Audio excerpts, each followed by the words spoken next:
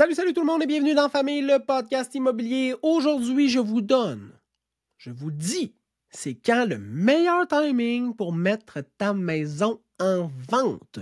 Puis là, tu me diras, janvier, février, quand tout le monde cherche à ne pas renouveler son bail? Non! Juin, juillet, en bel été, quand tout est en train de fleurir? Non! Le meilleur timing, là, c'est en novembre et en décembre. Ça a l'air weird, je le sais, mais je vais t'expliquer pourquoi. Premièrement, en novembre et en décembre, c'est les mois normalement où il y a le moins d'inventaire sur le marché. Le moins d'offres possible. Et si tu m'écoutes régulièrement, tu sais à quel point je comprends et j'adore le principe d'offre et de demande. Donc, s'il y a une demande relativement élevée et très peu d'offres, ça augmente la qualité du marché pour toi, pour le vendeur. Puis d'avoir moins de maisons sur le marché, ça fait qu'il y a plus de regards qui sont portés sur ta propriété. Parce qu'il y en a 15 des pareils comme toi en vente présentement, versus, mettons, 2 en novembre puis décembre, ça se peut que tu préfères le bout de l'année où il y en a juste 2 des pareils comme toi qui sont en vente. Ça va faire moins de compétition, moins de choix, plus d'attention sur ta propriété. Puis c'est ça qu'on veut. On veut le plus de gens possible qui viennent visiter. Puis là, tu me diras, ouais, mais François, il n'y a pas plus d'acheteurs au mois de janvier, février? Oui. Mais le rapport nombre de propriétés sur le marché et nombre d'acheteurs est plus favorable en novembre et en décembre. Parce que les gens, ultimement, s'ils veulent déménager l'année suivante, là, ils ne commencent pas en janvier à checker. Ils commencent lentement en octobre-novembre. Puis s'ils trouvent un coup de cœur, ils se déplacent pour aller visiter. Et le coup de cœur, ce sera toi. La deuxième raison pourquoi novembre-décembre, c'est un méchant bon moment, je l'ai dit, c'est que les gens cherchent déjà. Ils savent qu'ils ne veulent pas renouveler leur loyer. Tu sais, si moi, je suis en loyer, mettons, là, puis je veux déménager là, on va dire, on est en 2023 présentement, là, en juillet 2024, là, j'attends pas mon renouvellement. J'attends pas de recevoir la lettre de mon propriétaire parce que là, il faut que je fasse un choix qui est difficile. Si j'ai déjà trouvé la propriété dans laquelle je vais aller habiter, c'est beaucoup plus facile, c'est moins stressant.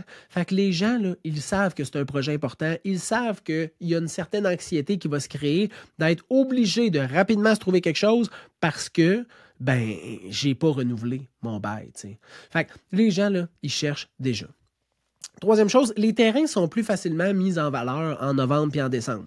Bon, il n'y a pas de feuilles, mais au moins tu vois le terrain arrête où, y a-tu des cours d'eau, y a-tu de l'eau. Fait que pour un acheteur, c'est vraiment plus le fun acheter quand tu es capable de voir le sol, le fond de terrain que tu achètes. Pour le vendeur, ultimement, ça peut faire des photos qui sont un petit peu plus qui démontrent plus facilement ce qu'ils sont en train de mettre sur le marché.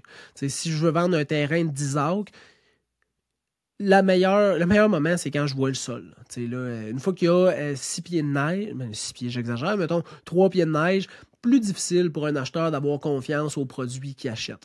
Fait que les terrains sont plus facilement mis en valeur, on est capable de voir qu'est-ce qu'on achète, on est capable de voir qu'est-ce qu'il y a au sol, ça sécurise les acheteurs, ça fait un deal qui est plus facile. Ultimement, tu veux pas avoir de déco de Noël. Fait que si tu utilises le timing que je te propose pour mettre ta maison en vente, mets-la pas, prends pas les photos une fois que tes décorations sont mises. Fais-le avant.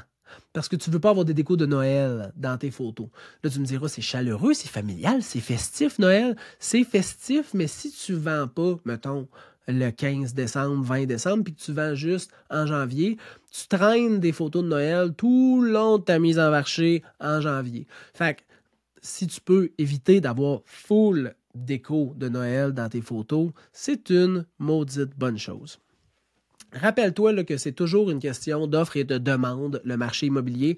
Fait que si tu cherches à vendre, tu veux qu'il y ait le moins d'offres possible sur le marché pour le plus de demandes. Si tu cherches à acheter, qui est potentiellement pas une vidéo que tu es en train d'écouter, mais je vais quand même t'aider, tu apprécies beaucoup magasiner en novembre-décembre parce qu'il y a moins de monde qui sont en train de chercher. Donc, ça te facilite un peu plus le travail, une fois que tu trouves une propriété qui fait du sens pour toi, que tu as un coup de cœur, de réussir à l'acquérir.